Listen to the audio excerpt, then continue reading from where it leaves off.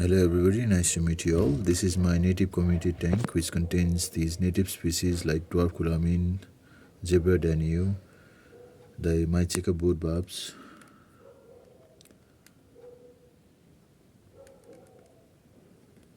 I have Gambusia affinis as well. I have hornwort in this tank as well.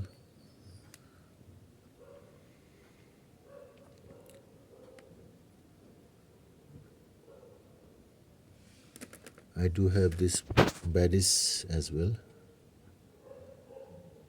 They're from my native country Nepal. He's slowly trying to color up. My camera is not doing justice as well. If you like this video, give me a thumbs up and do subscribe to the channel as well. See you.